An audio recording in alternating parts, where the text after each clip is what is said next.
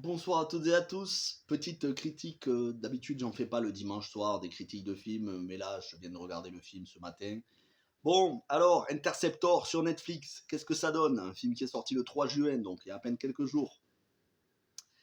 Qu'est-ce que ça donne? Eh bien ça donne une catastrophe, si vous vous attendez à un grand film avec de la profondeur et avec de la crédibilité et avec des dialogues de qualité. Mais ça donne aussi un film agréable à regarder si vous n'en attendez rien du tout, mais vraiment rien. Si vous attendez un minimum du film, vous allez être déçu, mais si vous en attendez absolument rien du tout, si ce n'est de vous divertir pendant 1 heure et demie, ça fait le taf. Un film qui a été vu 1000 fois avant ça, digne d'un téléfilm Énergie 12 du dimanche après-midi, digne des DTV qui sortent en masse. C'est une critique 100% spoilers parce qu'il y a tellement rien à raconter que tout est spoilé dans la bande-annonce. Donc rien que le synopsis dévoile déjà le film et ensuite la prévisibilité se charge du reste. C'est une critique qui va pas durer longtemps. Alors, quel est le synopsis de ce film? On a Gigi Collins, qui est une soldat américaine qui, suite à un traumatisme, un des généraux pour qui elle travaillait a essayé de la violer. Elle a elle a dénoncé ce général, à juste titre d'ailleurs. Ça lui est retombé dessus, personne n'a voulu la croire et elle a été mutée et au bout de 3 ans donc elle vient et elle est mutée à nouveau sur son ancienne base, à savoir une base qui se trouve en plein océan, qui est une base qui contient des missiles intercepteurs capables de détruire des missiles nucléaires. Il y a 2 bases américaines capables de détruire des missiles nucléaires, une base en Alaska et cette base-là. La base en Alaska est prise d'assaut au début du film et on apprend que dans le même temps, il y a un terroriste avec son équipe qui ont volé 16 missiles nucléaires russes qu'ils veulent envoyer sur les villes des États-Unis pour faire plus de 300 millions de morts. Leur objectif, c'est parce qu'en fait, ce sont des soi-disant patriotes qui se sentent trahis par l'Amérique et ne reconnaissent pas l'Amérique et ils ont envie de détruire totalement l'Amérique pour repartir sur des nouvelles bonnes bases, en gros sur des bases suprémacistes blanches. Enfin, des bonnes bases pour eux, hein, bien évidemment. Parce que c'est pas des bonnes bases suprémacistes, c'est jamais une bonne chose. Mais voilà, les enjeux sont clairement expliqués et à partir de là, on sait d'ores et déjà qu'ils vont perdre, on sait qu'ils vont être mis en échec par Gigi, donc la personnage principale, qui est enfermée dans la tour de contrôle de cette base antimissile implantée dans l'océan. Alors je crois que c'est l'océan Atlantique. On sait qu'elle va les arrêter. 2 portes blindées les séparent des terroristes qui sont en train de découper la porte au chalumeau. Et pendant ce temps-là, elle est en contact avec la présidente des États-Unis et son gouvernement, qui lui disent que les Navy Seals vont arriver, mais ils arriveront trop tard. En gros, ils arriveront au générique du film. Et elle va devoir se débrouiller seule avec un ou deux de ses collègues pour empêcher les terroristes d'envoyer les missiles, pour empêcher les terroristes de anéantir, d'annuler les contre-mesures et donc pour empêcher ces terroristes de détruire les États-Unis. Bon, vous l'avez compris, les méchants vont perdre, elle va gagner, elle aura beau être blessée au bras, elle nous fera des cascades totalement improbables qui défient la gravité, jusqu'à la dernière seconde, elle arrivera à sauver la mise des États-Unis, un gouvernement d'ailleurs qu'on nous montre comme un gouvernement d'incapables, avec des soi-disant stratèges de guerre qui ne sont pas capables, qui ressemblent plus à des hommes soja déconstruits, en train de manger des graines, à des gens normaux dotés d'un minimum d'intelligence et de bon sens. Donc on est sur un film bourré de clichés à tous les niveaux. C'est réalisé par Matthew Reilly, donc un petit mot sur l'aspect technique du film. Matthew Reilly, dont c'est le premier film, et ça me fait jamais plaisir de défoncer un film dont c'est le premier film du réalisateur. Moi, je suis plutôt pour encourager les premiers films des réalisateurs. Ils sont inconnus du monde du cinéma, ils y mettent tout leur cœur. En général, c'est des gens qui sont contents de faire leur film. Donc ça me fait un petit peu de peine. Sincèrement, ça me fait un petit peu de peine de parler en mal de ce film. Bon, vous allez voir, je ne vais pas en faire que en parler en mal. Il y a quand même des petites choses à sauver, parce que j'ai pas passé un mauvais moment. Mais voilà, Matthew Reilly, c'est son premier film. Il est aidé au scénario par un scénariste qui d'habitude est talentueux, hein, Stuart Beattie, qui a quand même écrit Collateral, un des meilleurs films de Tom Cruise. Stuart Beattie qui en ce moment bosse sur Obi-Wan Kenobi sur Disney+, et vous savez que j'aime bien ce film, hein, si vous avez regardé le live où j'étais invité par Alexandre, la critique de Néo, en compagnie de Merej, j'ai essayé de défendre Obi-Wan, qui pour moi est loin d'être une mauvaise série, et qui est coécrite par Stuart Beattie. Donc d'habitude, il fait plutôt un travail, on va dire, de qualité. Pas toujours excellent, mais parfois. Là, Stuart Beattie l'a écrit sur un mouchoir de poche, en fait. Attention, un mouchoir de poche, un mouchoir pour les nains, hein, c'est-à-dire petit format, pour les personnes de petite taille. Un mouchoir petit format. Parce que là, au niveau du scénar, c'est n'importe qui peut écrire ça. Et donc, ils ont embauché comme actrice principale Elsa Pataky.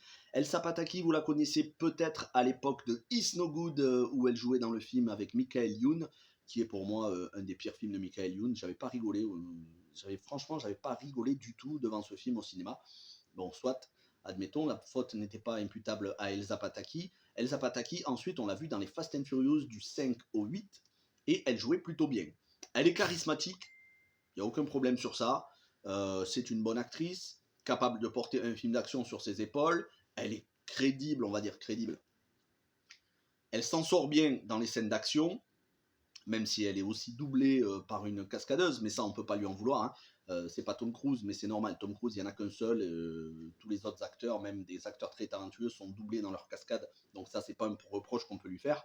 Mais oui, c'est vrai qu'on va avoir des cascades qui sont tellement improbables que ça en devient risible. Et elle donne la réplique à Luc Brasset. Alors Luc Brasset, si son visage vous dit quelque chose, il a joué Johnny Utah dans le remake de Point Break sorti en 2015. Le remake s'est fait pourrir parce que forcément c'est le remake d'un chef-d'œuvre, film cultissime avec Keanu Reeves et Patrick Swayze. Or, ce remake était loin d'être un très mauvais film. Au contraire, il y avait beaucoup de bonnes idées au niveau des cascades. Visuellement, c'était un très bon film. Ensuite, on l'a vu dans Tu ne tueras point de Mel Gibson aux côtés de Andrew Garfield, et il avait un rôle franchement profond, très intéressant. Et on l'a vu aux côtés de Pierce Brosnan et Olga Kurylenko dans The November Man, autre film d'action fort sympathique. Alors, les deux vont se donner la réplique. Luc Brasset fait le méchant, hein, comme je vous disais, fils d'un ambassadeur américain qui se dit patriote. Voilà, c'est un méchant qui a des motivations qui sont clairement exposées dès le début du film. Mais Luc Brasset s'en sort plutôt bien. Hein. Luc Brasset s'en sort plutôt bien. Elsa Pataky porte le film sur ses épaules. Et puis on va avoir un petit caméo du mari de Elsa Pataky, à savoir Chris Hemsworth, qui est aussi producteur du film. Ça fait partie des scènes que je retiens du film. Il a 2-3 scènes. Il est en look Thor dans Avengers Endgame, c'est-à-dire barbe longue, cheveux longs, mais pas le gros ventre de Thor Avengers Endgame. Il est dans le rôle qu'il aime bien avoir, comme un petit peu dans SOS Phantom, c'est-à-dire des rôles avec beaucoup d'humour, de second degré et d'autodérision. Donc c'est salvateur. Le film a ces quelques petites scènes d'autodérision. Encore une fois, c'est salvateur parce que malheureusement, la plupart des scènes du film sont désamorcées par l'incohérence, le manque de crédibilité absolue des scènes, du scénario, des dialogues qui sont vus, revus.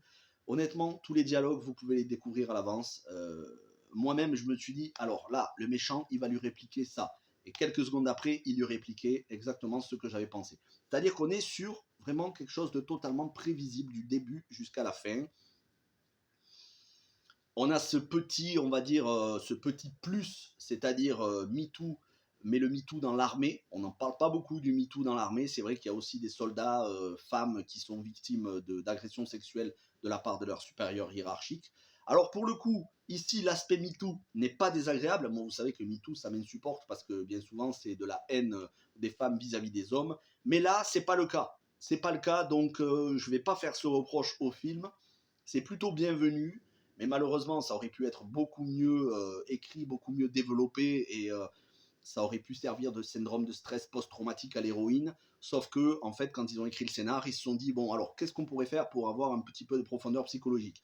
Bon, on va dire qu'elle a été victime d'agression sexuelle. Comme ça renvoie un petit peu à MeToo, c'est dans l'air du temps, et ça va parler aux femmes. Bon, ok, d'accord. Et du coup, qu'est-ce qu'il y est arrivé? Ah ben non, juste, elle a été victime d'agression sexuelle. Ouais, mais on peut pas juste écrire ça. Gars, il faut qu'on aille un petit peu plus loin. Non, non, t'inquiète pas, Netflix, ils veulent pas qu'on aille trop loin. On va rester sur le strict minimum. Répondons au cahier des charges de Netflix, il n'y a pas besoin d'aller plus loin. Ok, d'accord, c'est bon, ça va marcher, t'inquiète pas, c'est sur Netflix, il va y avoir une grosse visibilité, le film va cartonner. Sauf qu'on s'aperçoit que Netflix, depuis quelques mois maintenant, ils perdent des abonnés. Parce que les gens commencent à en avoir marre de ce manque d'originalité, de ces films qui sont faits tous dans le même moule. Alors bien sûr, il y a des films de qualité sur Netflix aussi. Et on a des films de très grande qualité. Il y en a des pépites. Mais malheureusement, que ce soit au niveau des séries ou des films, ils se ressemblent tous. C'est du wokisme bien souvent, des clichés au niveau des scénarios, au niveau des dialogues, au niveau de l'action, des réalisations dignes de téléfilms. Et au final, c'est ce qu'on a dans ce film-là. Ce film remplit tous les stéréotypes que l'on a dans les films de ces 2-3 dernières années sur plateforme de SVOD, que l'on a bien souvent en DTV ou qui sortent directement en VOD à la location. Donc en fait, c'est totalement un film qui ne sert à rien. Voilà, c'est pas un mauvais film. J'ai passé un bon moment. Franchement, j'ai passé un bon moment. Après, c'est vrai que j'ai passé un bon moment à rire aussi, et le film nous fait rire, mais involontairement, on dire, contre lui-même. Je pense pas que c'était voulu comme une comédie, mais j'ai pas passé un moment désagréable. Surtout quand on voit Elsa Pataki dans les scènes d'action. C'est bien. Alors il y a des scènes d'action qui sont bien chorégraphiées, d'autres qui sont, pour le coup, assez mollassonnes, mais c'est pas un film désagréable. Franchement, c'est pas un film désagréable. C'est juste que c'est un film qui sert à rien du tout. Vous le voyez ou vous le voyez pas, ça vous change rien du tout. Donc moi, je vous encourage à le regarder si vous ne vous attendez à rien du tout. Si vous avez 1 heure et demie à perdre, ou si vous voulez vous mater un film pendant que vous mangez ou entre potes, vous allez passer un bon moment. Maintenant, si vous vous attendez à un minimum de sérieux, un minimum de crédibilité, de réalisme, de dialogue travaillé, ne vous attendez pas à ça, vous allez être cruellement déçu. Mais en même temps, c'est un film Netflix comme on en voit chaque semaine. C'est dommage, on aurait pu faire bien mieux. Et moi, je vous encourage à vous tourner plutôt vers les jeux vidéo, notamment le Metal Gear Solid, parce que quand on parle de terroristes soi-disant patriotes qui veulent retrouver la gloire de l'Amérique, quand on parle de missiles nucléaires russes pointés sur les États-Unis, quand on parle d'un héros qui va tout, on va dire, qui va sauver la mise, qui va essayer de mettre en échec les terroristes, vous avez la saga des Metal Gear Solid. Sauf que les Metal Gear Solid, c'est infiniment supérieur à des années-lumière. On est à des années-lumière, c'est d'une profondeur absolue par rapport à ce film-là. Parce que les Metal Gear Solid, c'est pas les seuls thèmes. Les thématiques voilà, du missile, du patriotisme, c'est en apparence. En dessous, on vous parle de choses beaucoup plus profondes. On vous parle de génétique, on vous parle de clonage, on vous parle de soldats qui se sentent trahis par leur pays, on vous parle de choses qui sont bien plus intéressantes. Ici, on est sur la surface des choses. Voilà, on gratte, c'est superficiel.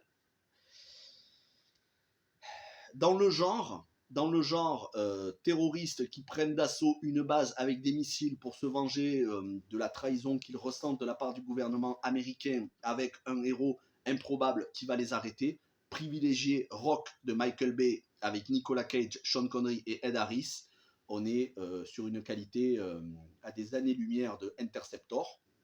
Mais encore une fois, si vous n'en attendez rien, vous ne serez pas déçus. Ce sera 1 heure et demie plutôt agréable à suivre.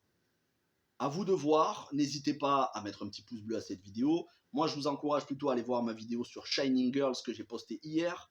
D'ailleurs, soit dit en passant, si vous pouvez mettre des petits pouces bleus, parce que pour l'instant, elle n'a pas de pouce bleu sur la vidéo, et pourtant, elle a l'air d'être appréciée. Mais voilà, Shining Girls sur Apple TV+, ça c'est une série fascinante. Moi, demain, je vous parlerai de We Own This City avec John Berntal, qui parle de la corruption policière à Baltimore. Là aussi, c'est une série extrêmement profonde. Je pense que sur plateforme de SVOD, aujourd'hui, il faut s'intéresser beaucoup plus aux séries qu'aux films, parce que les films, c'est pas terrible. C'est pas terrible. C'est pas en 1 heure et demie qu'on peut faire un film profond. On a déjà fait ça bien meilleur dans 24 heures chrono, notamment. Voilà ce que je pouvais vous dire. Passez une bonne fin de week-end, un bon dimanche soir. Portez-vous bien. Et on se retrouve dès demain pour une nouvelle vidéo. En attendant, merci à tous et ciao tout le monde.